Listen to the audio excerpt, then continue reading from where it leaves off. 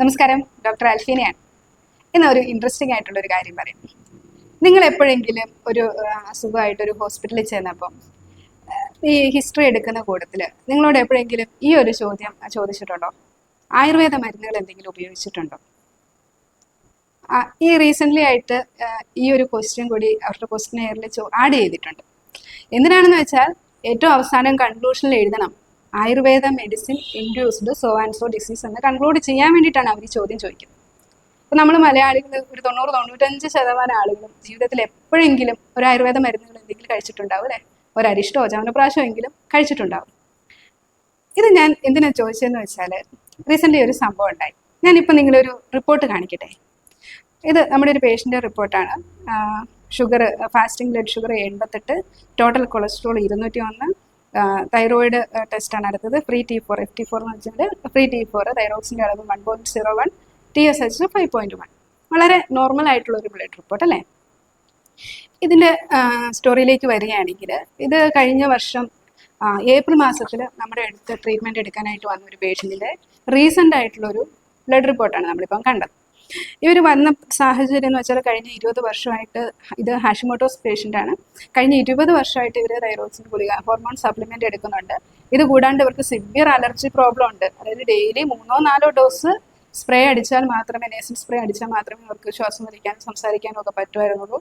Recently അവർക്ക് BP കൂടി, hyper ടെൻഷനായി, അങ്ങനെ അതിനുള്ള മരുന്നും സ്റ്റാർട്ട് ചെയ്തു. അപ്പോൾ ഈ 20 കൊല്ലമൊക്കെ തൈറോയിഡിന് മരുന്ന് കഴിക്കുന്ന ഒരാളുടെ അവസ്ഥ എന്താണെന്ന് അത് അനുഭവിക്കുന്ന നിങ്ങൾക്കത് മനസ്സിലാവും അല്ലേ?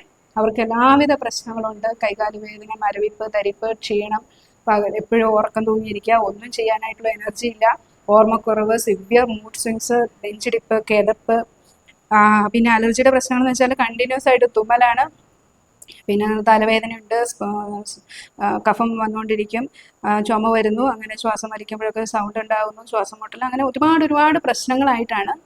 വെറുതെ പ്രശ്നങ്ങളല്ല, ഇവർ ഇത്രയും വർഷം മരുന്ന് കഴിച്ചിട്ടും ഇത്രയും പ്രശ്നങ്ങളുമായിട്ടാണ് ഇവർ നമ്മുടെ അടുത്ത് വന്നത്. അങ്ങനെ നമ്മൾ ട്രീറ്റ്മെൻറ്റ് തുടങ്ങി. ഇപ്പോൾ ഏതാണ്ട് 10 മാസത്തോളമായി. അതിൻ്റെ ഇടയ്ക്ക് നമ്മൾ ട്രീറ്റ്മെൻ്റ് ഒക്കെ കഴിഞ്ഞു പോയി. അപ്പോൾ റീസെൻ്റ്ലി ഇവർക്ക് ഒരു സാഹചര്യം ഉണ്ടായത്, ഇവർക്ക് ഒരു ബ്രസ്റ്റിലൊരു വേദന വന്നു. പണ്ട് ഇതുപോലെ ഇങ്ങനെ ഒരു ബ്രസ്റ്റിൽ വേദന വന്നിട്ട് ഇവർ പോയപ്പോൾ അതൊരു അഡിനോമ ഉണ്ടായിരുന്നു. അത് സർജറി ചെയ്ത് റിമൂവ് ചെയ്തതാണ്. അപ്പോൾ റീസെൻ്റ്ലി ഇവർക്ക് ഇങ്ങനെ ബ്രസ്റ്റിൽ വേദന വന്നു. പിന്നെ അങ്ങനെ എങ്ങാനും ആയിരിക്കും എന്ന് വിചാരിച്ച് ഇവർ പെട്ടെന്ന് തന്നെ ഹോസ്പിറ്റലിൽ പോയി സർജറിയൊക്കെ കണ്ടു. അപ്പോൾ അവിടെ ഇത് എന്താ പറയുക, എക്സാമിനേഷനൊക്കെ ചെയ്ത് കഴിഞ്ഞപ്പോൾ അവർക്ക് അങ്ങനെ പ്രത്യേകിച്ച് പ്രശ്നങ്ങളൊന്നും കണ്ടില്ല. അപ്പോൾ ഇങ്ങനെ ബാക്കി ഹിസ്റ്ററിയൊക്കെ എടുത്ത സാഹചര്യത്തിലായിരിക്കാം ഇവർ ഇങ്ങനെ ഇതുപോലെ തൈറോയിഡിന് പ്രശ്നം ഉണ്ടായിരുന്നു, ഇപ്പോൾ ഇത്ര മാസമായിട്ട് മരുന്നൊന്നും കഴിക്കുന്നില്ല, ആയുർവേദ ട്രീറ്റ്മെൻറ്റ് എടുത്തു എന്നുള്ള കാര്യം പറഞ്ഞു. അപ്പോൾ ഇത് കേട്ടതും ഇവർക്കുള്ള വേദനയ്ക്കുള്ള കാരണം തൈറോയിഡിൻ്റെ ഗുളിക നിർത്തിയതേ. അറിയാലോ, ആയുർവേദ ചികിത്സയെ പറ്റി കേൾക്കുമ്പോൾ തന്നെ അവരുടെ പ്രതികരണം എങ്ങനെയായിരിക്കും എന്ന് നിങ്ങൾക്ക് ചിലർക്കെങ്കിലും ഊഹിക്കാം അല്ലേ?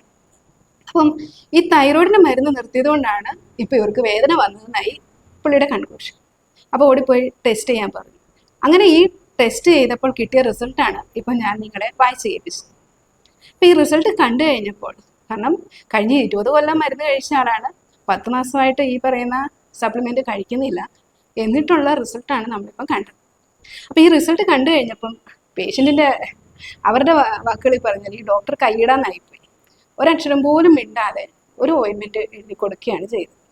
ശരിക്കും ആയുർവേദ മരുന്ന് കഴിച്ചു, നിങ്ങളുടെ പ്രശ്നങ്ങളെല്ലാം കൂടി, തൈറോയിഡ് ഗുളിക നിർത്തി, അപ്പോൾ ആകെ വലിയൊരു പ്രശ്നത്തിൽ അകപ്പെട്ടിരിക്കുകയാണെന്നായിരിക്കാം ഈ ഡോക്ടർ ഉദ്ദേശിച്ചിട്ടുണ്ടാകും. അദ്ദേഹത്തിൻ്റെ മനസ്സിൽ TSH ഒക്കെ വളരെ ഉയർന്ന വാല്യൂ ആയിരിക്കാം ഉണ്ടായിരുന്നത് ടെസ്റ്റ് ചെയ്യാനായിട്ട് എഴുതി കൊടുത്തത്. അപ്പോൾ ഇതിനെല്ലാം നേരെ മറിച്ചാണ് നമുക്ക് റിസൾട്ട് കിട്ടിയത്.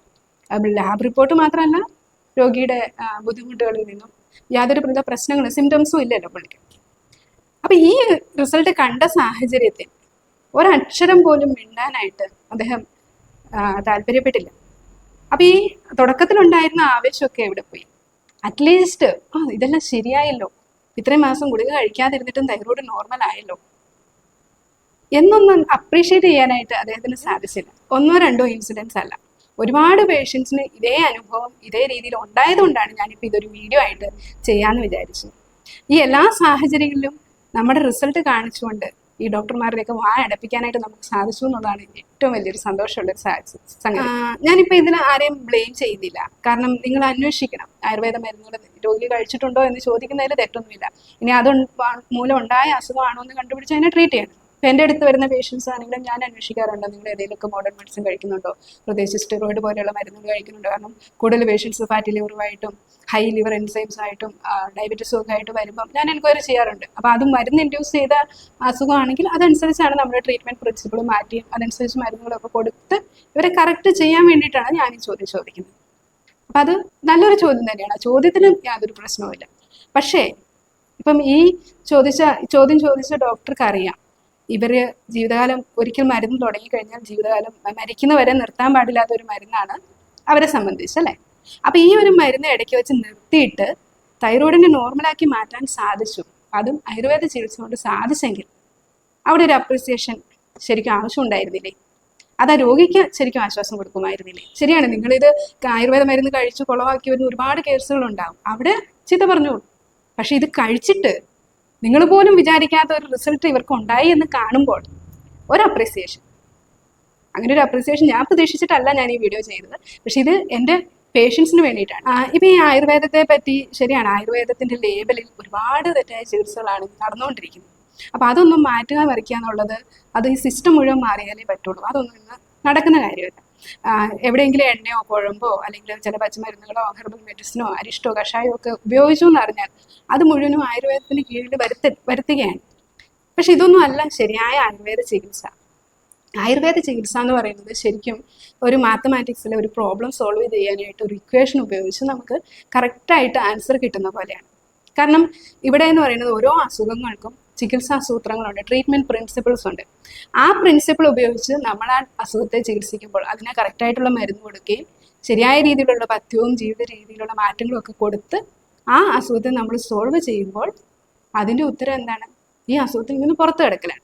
ഉദാഹരണത്തിന് ഹൈപ്പോതൈറോയിഡിസം, അതിൻ്റെ പ്രിൻസിപ്പിൾ ഉപയോഗിച്ച് മരുന്ന് കൊടുത്തു കഴിയുമ്പോൾ ആ ഹൈപ്പോതൈറോയിഡിസത്തിൽ നിന്നും ഈ രോഗി പുറത്തു കിടക്കണം, ഇവരുടെ ബുദ്ധിമുട്ടുകൾ മാറണം, ലാബ് വാല്യൂ കറക്റ്റ് ആവുന്നു. അങ്ങനെയാണ് ശരിക്കും നമുക്ക് പറയാൻ വന്നിരിക്കുന്ന ഒരു 90% പേഷ്യൻസിനും അങ്ങനെ തന്നെ ആയിട്ടുണ്ട്.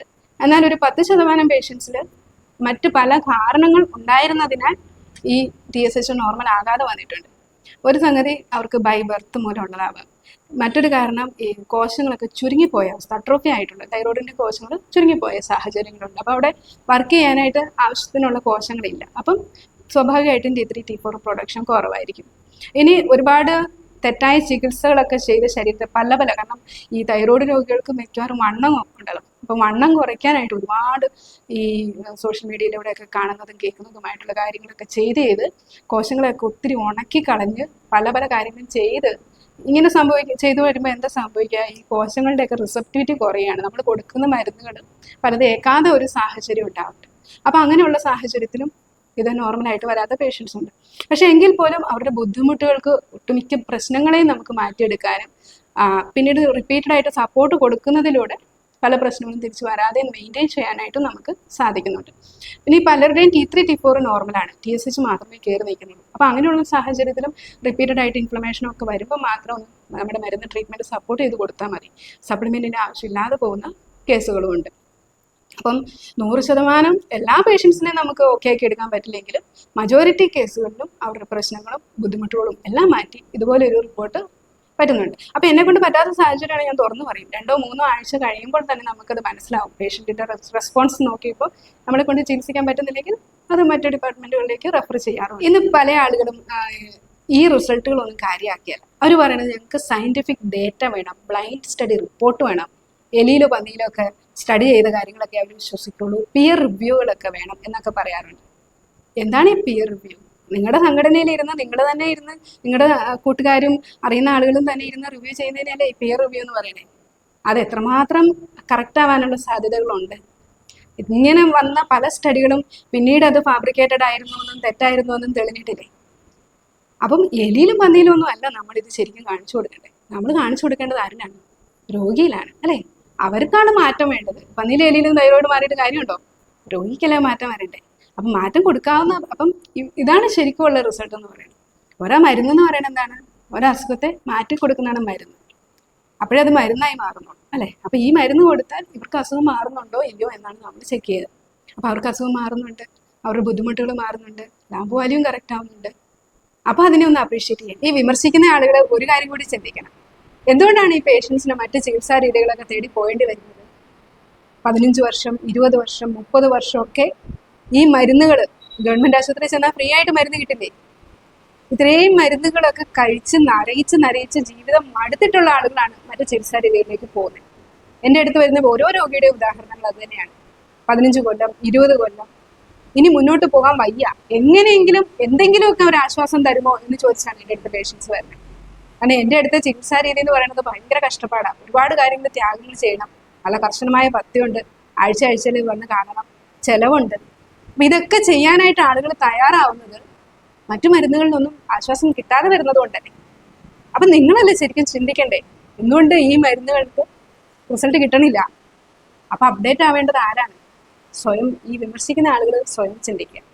അങ്ങനെ അപ്ഡേറ്റ് ആയിട്ട് ഈ തൈറോയ്ഡ് രോഗിയോ ഡയബറ്റീസ് രോഗിയോ അവരുടെ ആ മരുന്നുകളിൽ നിന്ന് ഒന്ന് പുറത്ത് കടത്ത് കൊടുക്കുകയാണെങ്കിൽ എന്തോ ഒരു വലിയ പുണ്യപ്രവൃത്തിയായിരിക്കും നിങ്ങൾ ചെയ്യുന്നത് അല്ലേ? ജീവിതകാലം മുഴുവനും മരണം വരെ ഒരു തൈറോയ്ഡ് രോഗി ഹൈപ്പോ തൈറോയിഡിസത്തിൽ തുടങ്ങി കഴിഞ്ഞാൽ അവരുടെ എൻഡ് സ്റ്റേജിൽ അവർ എന്തൊക്കെ അസുഖങ്ങൾ അനുഭവിക്കണമെന്ന് നിങ്ങളും പഠിക്കുന്നില്ലേ? തൈറോയിഡിൽ തുടങ്ങുന്നു, ഫാറ്റി ലിവർ ആകുന്നു, യൂട്രസിനെ പിടിക്കുന്നു, ഓവറീസിനെ പിടിക്കുന്നു, എന്തെല്ലാം പ്രശ്നങ്ങളിലേക്കാണ് അത് കോംപ്ലിക്കേഷൻസ് ആയിട്ട് വരുന്നത്. മരുന്ന് കഴിച്ചു എന്ന് കരുതി ഈ കോംപ്ലിക്കേഷൻസിനെ പ്രിവെന്റ് ചെയ്യാനായിട്ട് പറ്റുന്നുണ്ടോ? അറ്റ്ലീസ്റ്റ് അവിടെ ഉള്ള പ്രശ്നങ്ങളെങ്കിലും മാറ്റാനായിട്ട് പറ്റുന്നുണ്ടോ? ഇല്ല എന്നുള്ളതാണ് വാസ്തവം. അതാണ് നമ്മുടെ ഓരോ രോഗികളുടെയും അനുഭവം. കുറച്ച് പേർക്കെങ്കിലുമൊക്കെ ഉണ്ടായിരിക്കാം കേട്ടോ, അതൊക്കെ വളരെ അപൂർവമായിട്ടാണ് കണ്ടുവരുന്നത്. മജോറിറ്റി പേഷ്യൻസിനും ഇങ്ങനെയുള്ള പ്രശ്നങ്ങളെല്ലാം കൂടി വരുന്നതല്ലാണ്ട് അവർക്ക് ഒരു ഗുണവും കിട്ടുന്നില്ല. അതുകൊണ്ടാണ് അവർ മറ്റ് ചികിത്സാ രീതികൾ കയറി പോകുന്നത്. അപ്പം എല്ലാവരെയും ഞാൻ കണ്ണടച്ച് വിമർശിക്കുമെന്നല്ല, ഇതിനെ അപ്രീഷിയേറ്റ് ചെയ്യുന്ന ഒരുപാട് ആളുകളുണ്ട്, ഒരുപാട് ഡോക്ടർമാരുണ്ട്. എത്രയോ ഡോക്ടർമാരെ ഇവിടെ ഞങ്ങളുടെ അടുത്ത് വന്ന് ചികിത്സകൾ എത്തിയിട്ടുണ്ട്. MBBS കാരും BDS കാരും പഠിച്ചുകൊണ്ടിരിക്കുന്ന സ്റ്റുഡൻസും. അവരിൽ എത്രയോ പേര് അവരുടെ ഫീഡ്ബാക്ക് വീഡിയോസിലൂടെ നമ്മളോട് പറഞ്ഞിട്ടുണ്ടെന്ന് അറിയാമോ? രസകരമായ ഒരു ഇൻട്രസ്റ്റ് ഉണ്ടായത്, ഒരു ഡോക്ടർ വന്ന് ട്രീറ്റ്മെന്റ് എടുത്തു. ഏറ്റവും അവസാനം ട്രീറ്റ്മെന്റ് കഴിഞ്ഞ് പോകുന്ന അന്ന് അവരെൻ്റെ അടുത്ത് വന്നു, ഞാൻ ഇന്ന ഹോസ്പിറ്റലിൽ ഇന്ന ഡിപ്പാർട്ട്മെന്റിൽ വർക്ക് ചെയ്യുന്ന ഡോക്ടറാണ്, ഞാൻ ഇത്രയും ദിവസം ഇത് പറയാതിരുന്നത് എനിക്ക് തന്നെ സ്വയം ഒരു മടി ഉണ്ടായിരുന്നത് കൊണ്ടാണ്. ഇപ്പൊ ഇത്രയും നല്ല മാറ്റങ്ങൾ വന്ന സ്ഥിതിക്ക് ഞാനത് പറയാതെ പോകുന്നത് ശരിയല്ലല്ലോ എന്ന് കരുതിയിട്ട് പറഞ്ഞു. ഭയങ്കര സന്തോഷമായിട്ട് അവർ പോയി. അപ്പൊ ഇതിന്റെ പ്രയോജനം അനുഭവിക്കുന്നവരും ഉണ്ട്, ഇതിനെ അപ്രീഷിയേറ്റ് ചെയ്യുന്ന ഒരുപാട് ആളുകളും ഉണ്ട്. എന്നാൽ ഇതിന് കൂടുതൽ ആളുകളും ഇതിനെ വിമർശിക്കാനും തെറ്റാണ് എന്നൊക്കെ പറയാനുമാണ് ചായവുള്ളത്. അതുകൊണ്ടാണ് ഞാൻ ഈ ഒരു വീഡിയോ ജസ്റ്റ് നമ്മുടെ പേഷ്യൻസിനും ഇനി വരാൻ പോകുന്ന രോഗികൾക്കും ഒക്കെ ആയിട്ടൊരു അവയർനെസ് ആയിട്ടാണ് ചെയ്തു എന്ന് മാത്രം. പിന്നെ ഒരു കാര്യം കൂടി ഉണ്ട്, എൻ്റെ അടുത്ത് വരുന്ന പേഷ്യൻസിന് അവരുടെ ആ രോഗാവസ്ഥയെക്കുറിച്ചും നമ്മുടെ ട്രീറ്റ്മെന്റ് എങ്ങനെയാണ് അതിനെ മാറ്റം വരുത്താൻ പോകുന്നതെന്നും ഭാവിയിൽ അവർ എന്തൊക്കെ പ്രതീക്ഷിക്കുന്നത്, ഏത് സാഹചര്യത്തിലാണ് ഈ അസുഖം വീണ്ടും വരാനായിട്ട് സാധ്യതയുള്ളത്, അപ്പോൾ എന്ത് ചെയ്യണം എന്നെല്ലാം കൃത്യമായിട്ട് എഡ്യൂക്കേറ്റ് ചെയ്താണ് ഞാൻ വിടുന്നത്. അപ്പം ഈ ഇങ്ങനെയുള്ള വിമർശനങ്ങളൊക്കെ കേൾക്കുമ്പോൾ നിങ്ങൾ ഒരു കാര്യം ചിന്തിക്കണം, വിമർശിക്കുന്ന ആളുകൾ ഒരു കാര്യം ചിന്തിക്കണം, ഈ കേട്ടുകൊണ്ടിരിക്കുന്ന രോഗിക്ക് ഇതിൻ്റെ എല്ലാ കാര്യങ്ങളും അറിയാം. ഇത്രയും കുറേ വർഷങ്ങളായിട്ട് നിങ്ങൾ പറയുന്ന രീതിയിൽ തന്നെയാണ് ഇവർ പൊയ്ക്കൊണ്ടിരുന്നത്. അന്നേരം ഉണ്ടായിരുന്ന ശരീരത്തിന്റെ അവസ്ഥ എന്താണെന്ന് അറിയാം. ഇപ്പോൾ ഈ ട്രീറ്റ്മെന്റ് എടുത്തു കഴിഞ്ഞപ്പോൾ അവർക്കുണ്ടായ മാറ്റങ്ങൾ എന്തൊക്കെയാണെന്ന് അവർക്കറിയാം. അപ്പൊ ഇത് കേൾക്കുമ്പം അവരിരുന്ന് ഉള്ളിൽ ചിരിക്കാതെ ഇരിക്കണമെങ്കിൽ ഈ അവസാനം ഈ റിസൾട്ട് കാണുമ്പം അതിനൊന്ന് അപ്രീഷിയേറ്റ് ചെയ്ത് വിടുകയാണെങ്കിൽ നിങ്ങൾ വിമർശിച്ചതിന് ഒരു വാല്യൂ ഉണ്ടാവും. വിമർശനങ്ങൾ തെറ്റല്ല, കാരണം അതൊരു കൺസ്ട്രക്റ്റീവ് ആയിട്ടുള്ള ഒരു കാര്യമാണല്ലോ. അപ്പൊ ഇത് കൺസ്ട്രക്റ്റീവ് ആവുന്നത് ഇതിന്റെ പോസിറ്റീവായിട്ടുള്ള റിസൾട്ട് കാണുമ്പോൾ അതിനെ അപ്രീഷിയേറ്റ് ചെയ്യുന്നതിലൂടെ ആയിരിക്കും.